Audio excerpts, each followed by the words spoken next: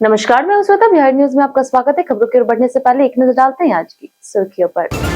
बिहार में प्रशासनिक व्यवस्था में बड़ा बदलाव। पंचायत से जिला स्तर तक सभी कर्मचारियों के लिए बायोमेट्रिक हाजिरी होगी अनिवार्य। अब उपस्थिति के आधार पर होगा वेतन भुगतान।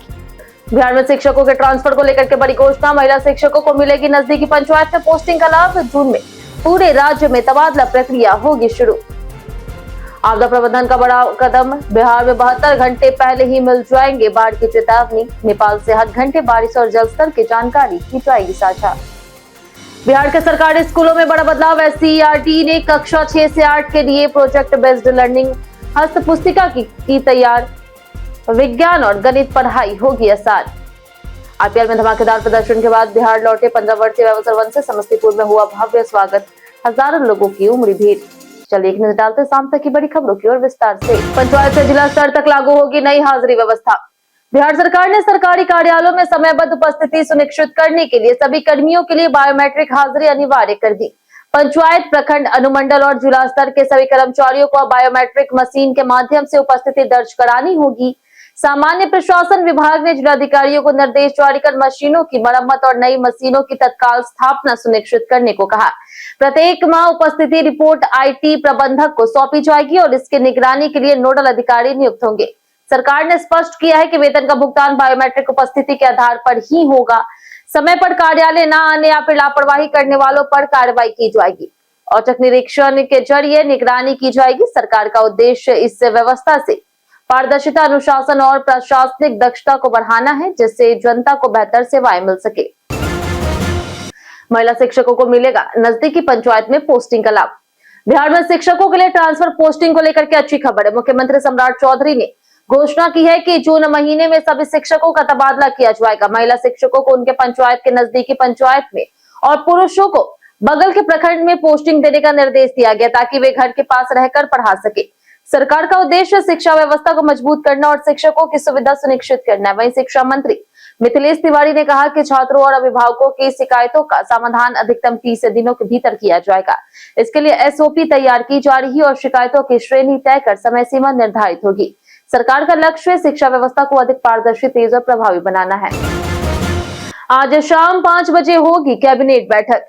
बिहार की सियासत और प्रशासनिक हलकों की नजर आज मुख्यमंत्री सम्राट चौधरी की अध्यक्षता में होने वाली कैबिनेट बैठक पर है। यह बैठक शाम 5 बजे मुख्यमंत्री सचिवालय में होगी, जिसमें सभी मंत्री शामिल होंगे और कई अहम विभाग के प्रस्ताव पर मुहर लगने की संभावना है। राजनीतिक जानकारों के अनुसार यह बैठक विकास और प्रशासनिक फैसलों के लिहाज से महत्वपूर्ण हो सकती है। शाम 6 बजे प्रेस कॉन्फ्रेंस में निर्णयों की जानकारी दी जाएगी। पिछली कैबिनेट बैठक में 27 एजेंडों को मंजूरी मिली थी, जिसमें जनप्रतिनिधि और कर्मचारियों के लिए कैशलेस स्वास्थ्य सुविधा और शराबबंदी मामलों के निपटारे के लिए नए विशेष न्यायालयों की स्थापना शामिल थी। आज की बैठक में भी कई नए जनहित और विकास से जुड़े फैसलों की उम्मीद है, जिनका असर राज्य की राजनीति और प्रशासन पर दिख सकता है। नेपाल से हर घंटे मिलेगा बारिश और जल स्तर का डेटा। बिहार में हर साल आने वाली बाढ़ से निपटने के लिए सरकार ने हाईटेक और प्रभावी रणनीति अपनाई। अब नेपाल से वर्षा और नदी जल स्तर की जानकारी हर घंटे साझा की जाएगी, जो पहले 24 घंटे में एक बार मिलती थी।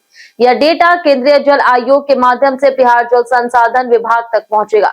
इससे बाढ़ की 72 घंटे पहले सटीक चेतावनी जारी की जा सकेगी, जिससे प्रशासन को तैयारी का पर्याप्त समय मिलेगा। कोसी, गंडक जैसी नदियों के जल स्तर पर रियल टाइम निगरानी संभव होगी। साथ ही पटना में नाव के पंजीकरण और संचालन पर सख्त नियम लागू किए गए हैं। जिला प्रशासन, एनडीआरएफ और आपदा प्रबंधन टीमें तटबंधों की निगरानी कर रही। विशेषज्ञों का मानना है कि यह नई प्रणाली बिहार में बाढ़ प्रबंधन को काफी मजबूत और प्रभावी बनाएगी। बिहार के स्कूलों में अब हर महीने होगी गुरु गोष्ठी। बिहार के सरकारी विद्यालयों में अब हर महीने प्रखंड स्तरीय 1 दिवसीय गुरु गोष्ठी आयोजित की जाएगी, जिसमें सभी प्रधानाध्यापक शामिल होंगे। प्राथमिक शिक्षा निदेशक विक्रम वेड़कर ने इसके लिए जिला शिक्षा पदाधिकारी को निर्देश जारी किए हैं। इस पहल का उद्देश्य विद्यालयों में गुणवत्तापूर्ण शिक्षा सुनिश्चित करना और शिक्षण व्यवस्था को मजबूत बनाना है। बैठक में विद्यालय संचालन, शिक्षण पद्धतियों, नवाचारों और चुनौतियों पर चर्चा होगी। 3 से 5 प्रधानाध्यापक अपने अपने विद्यालयों के सफल प्रयास साझा करेंगे और उत्कृष्ट कार्य के लिए उन्हें सम्मानित भी किया जाएगा। इसके साथ ही विद्यालयों की समस्याओं पर समाधान खोजा जाएगा और आगामी कार्य योजना तैयार की जाएगी। विभाग का मानना है कि इससे शैक्षणिक वातावरण बेहतर होगा और छात्रों को सीखने की गुणवत्ता में सुधार किया जाएगा। यह कदम शिक्षा प्रणाली को अधिक प्रभावी और परिणामोन्मुखी बनाने की दिशा में महत्वपूर्ण माना जा रहा है। आईपीएल प्रदर्शन के बाद बिहार पहुंचे वैभव सूर्यवंशी। आईपीएल में शानदार प्रदर्शन के बाद 15 वर्षीय क्रिकेटर वैभव सूर्यवंशी मंगलवार रात अपने पैतृक गांव समस्तीपुर पहुंचे, जहां उनका भव्य स्वागत किया गया। उनके आने की खबर मिलते ही गांव और आसपास के क्षेत्रों में हजारों लोग उन्हें देखने को उमड़ पड़े। लोगों ने फूल मालाओं और नारों के साथ उनका अभिनंदन किया। वैभव के साथ सेल्फी लेने और मिलने के लिए भारी भीड़ जुटी। हालांकि सभी प्रशंसक उनसे मिल नहीं सके। इस दौरान उन्होंने कुछ चुनिंदा लोगों से मुलाकात भी की। आईपीएल 2026 में उन्होंने 16 मैचों में 767 रन, 72 छक्कों और 237.30 के स्ट्राइक रेट के साथ शानदार प्रदर्शन किया था। इस प्रदर्शन से वे ऑरेंज कैप जीतने सहित कई रिकॉर्ड बनाने वाले खिलाड़ी बने। उनका अगला लक्ष्य इंडिया ए और भारतीय टीम में जगह बनाना है। प्रोजेक्ट बेस्ड लर्निंग से बदल जाएगी स्कूलों की पढ़ाई। बिहार के सरकारी स्कूलों में कक्षा 6, 7 और 8 के विद्यार्थियों को विज्ञान और गणित बेहतर तरीके से समझाने के लिए SCERT ने नई प्रोजेक्ट बेस्ड लर्निंग यानी कि PBL हस्त पुस्तिका तैयार की है। यह पुस्तक पूरी तरह से NCERT पाठ्यक्रम पर आधारित है और शिक्षकों को इसी के अनुसार पढ़ाना होगा। इसे सभी स्कूलों तक पहुंचाने की जिम्मेदारी जिला शिक्षा पदाधिकारी को दी गई है। 22 जून से स्कूल खुलने के बाद इस पुस्तक के माध्यम से पढ़ाई शुरू होगी और फरवरी 2026 तक पूरा पाठ्यक्रम समाप्त करने का लक्ष्य है। इसमें शिक्षकों को प्रोजेक्ट आधारित शिक्षण, वीडियो और दीक्षा पोर्टल का उपयोग करने के निर्देश दिए गए। हर प्रोजेक्ट के बाद अभिभावक शिक्षक संगोष्ठी में प्रदर्शन होगा। इसका उद्देश्य बच्चों की विज्ञान और गणित समझ को आसान बनाना है और शिक्षा की गुणवत्ता सुधारना है। बिहार के IIT और NIT की रैंकिंग में लगातार गिरावट दर्ज। बिहार के प्रमुख तकनीकी संस्थान IIT और NIT लगातार NIRF रैंकिंग में पिछड़ रहे हैं, जिसका मुख्य कारण परसेप्शन यानी कि उनकी ब्रांड छवि में कम अंक मिलना बताया जा रहा है। शिक्षा मंत्रालय की ranking teaching, research, graduation outcome, outreach और परसेप्शन जैसे मानकों पर आधारित होती है। आंकड़ों के अनुसार पिछले 9 वर्षों में दोनों संस्थानों का परसेप्शन स्कोर काफी गिरा है, जिससे उनकी समग्र रैंकिंग प्रभावित है। विशेषज्ञों का मानना है कि अब केवल शैक्षणिक प्रदर्शन ही नहीं बल्कि उद्योग जगत और समाज में मजबूत छवि बनाना भी जरूरी है। पहले जहां IIT को बेहतर परसेप्शन अंक मिले थे, वहीं अब बाद में गिरावट दर्ज की गई। इसी तरह NIT की रैंकिंग भी प्रभावित हुई है। इससे स्पष्ट है कि ब्रांड वैल्यू और इमेज बिल्डिंग पर ध्यान देना बेहद जरूरी हो गया है। बिहार में गन्ना उद्योग को मिलेगा नया टेक्निकी सहयोग। बिहार के गन्ना उद्योग विभाग ने पुणे स्थित वसंत दादा शुगर संस्थान के साथ एक महत्वपूर्ण MOU पर हस्ताक्षर किए। इस समझौते का उद्देश्य राज्य में बंद पड़ी चीनी मिलों का पुनर्जीवन, गन्ना उत्पादन में वृद्धि और किसानों की आय को बढ़ाना है। गन्ना मंत्री संजय कुमार ने इसे 7 निश्चय 3 के तहत समृद्ध उद्योग सशक्त बिहार की दिशा में बड़ा कदम बताया है। VSI अपनी तकनीकी और वैज्ञानिक विशेषज्ञता से बिहार में आधुनिक गन्ना उत्पादन तकनीकों का प्रसार करेगा और चीनी मिलों की कार्यक्षमता बढ़ाने में सहयोग देगा। इसके तहत नई औद्योगिक इकाइयों की स्थापना, रोग प्रतिरोधी गन्ना प्रजातियां का विकास और किसानों और अधिकारियों का प्रशिक्षण भी शामिल है। यह साझेदारी राज्य के गन्ना क्षेत्र को आधुनिक और लाभकारी बनाने में अहम भूमिका निभाएगी। जदयू ने 6 महीने पहले पूरा किया 1 करोड़ सदस्य का लक्ष्य। जदयू ने अपने सदस्यता अभियान में बड़ा लक्ष्य तय समय से 6 महीने पहले ही पूरा कर लिया है। पार्टी के राष्ट्रीय कार्यकारी अध्यक्ष संजय कुमार झा ने बताया कि 2 जून तक जदयू के प्राथमिक सदस्यों की संख्या 1 करोड़ 1,925 तक पहुंच गई। यह अभियान नीतीश कुमार द्वारा 6 दिसंबर 2025 को शुरू किया गया था, जिसका लक्ष्य 1 साल में 1 करोड़ सदस्य बनाना था। जदयू ने इसे संगठन की मजबूती और कार्यकर्ताओं की मेहनत का परिणाम बताया। हालांकि बिहार की सदस्यता राजनीति में भाजपा और राजद की संख्या अधिक बताई जा रही।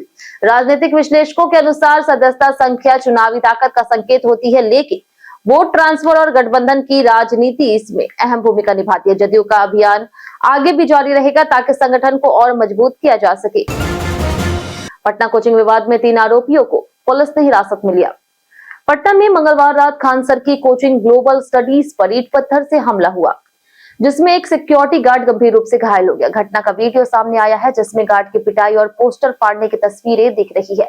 पुलिस ने ज्ञान बिंदु कोचिंग के डायरेक्टर रोशन आनंद समेत 3 लोगों को गिरफ्तार किया। विवाद की शुरुआत कथित तौर पर पोस्टर लगाने को लेकर हुई थी। खानसर ने हमले का आरोप विरोधी कोचिंग प्रबंधन पर लगाया और कहा कि गार्ड को बेरहमी से पीटा गया। हालांकि बाद में उन्होंने फायरिंग के दावों से दूरी बना ली। पुलिस ने भी गोली चलाने से इनकार किया। घटना के बाद कोचिंग बंद कर दी गई और छात्रों ने प्रदर्शन किया। पुलिस जांच जारी है और CCTV फुटेज के आधार पर अन्य आरोपियों की पहचान की जा रही है। राबड़ी आवास विवाद पर तेज प्रताप का बड़ा बयान। राबड़ी आवास खाली करने के नोटिस को लेकर के बिहार में सियासी विवाद तेज हो गया। इस मुद्दे पर लालू परिवार और मुख्यमंत्री सम्राट चौधरी के बीच तीखी बयानबाजी चल रही। राबड़ी देवी ने बंगला खाली करने से इनकार करते हुए कहा कि उन्हें फोर्स से हटाया जाए। इसके जवाब में सीएम ने कहा कि बंगला खाली होकर रहेगा और कोई भी इसे रोक नहीं सकता। इसी बीच तेज प्रताप यादव ने मुख्यमंत्री पर पलटवार करते हुए भविष्यवाणी की है कि सम्राट चौधरी 6 से 9 महीने के भीतर सीएम पद से हट जाएंगे। उन्होंने मुख्यमंत्री की भाषा और मर्यादा पर भी सवाल उठाए। तेज प्रताप ने एक पुरानी तस्वीर साझा कर नेताओं से संयमित भाषा अपनाने की अपील की। मामला सरकारी बंगले के आवंटन और खाली कराने के आदेश से जुड़ा है, जिससे राजनीतिक तनाव और बढ़ गया है। नागरिक सेवा पोर्टल के प्रचार पर सीएम ने दिया जोर। मुख्यमंत्री सम्राट चौधरी ने बुधवार को लोक सेवक आवास स्थित संकल्प सभागार में गृह विभाग के अधिकारियों के साथ उच्च स्तरीय समीक्षा बैठक की। बैठक में 3 नए आपराधिक कानूनों और ICJS यानी कि inter operable criminal justice system के प्रभावी क्रियान्वयन पर चर्चा हुई। मुख्यमंत्री ने न्याय व्यवस्था को पारदर्शी, टेक्निक सक्षम और जनहितकारी बनाने पर जोर दिया और कहा कि नई प्रणाली का उद्देश्य लोगों को तेजी से न्याय दिलाना है। उन्होंने नागरिक सेवा पोर्टल के व्यापक प्रचार और जागरूकता अभियान चलाने के निर्देश दिए ताकि डिजिटल सेवाओं का अधिक उपयोग हो सके। साथ ही स्पीडी ट्रायल के जरिए मामलों के त्वरित निपटारे पर बल दिया गया।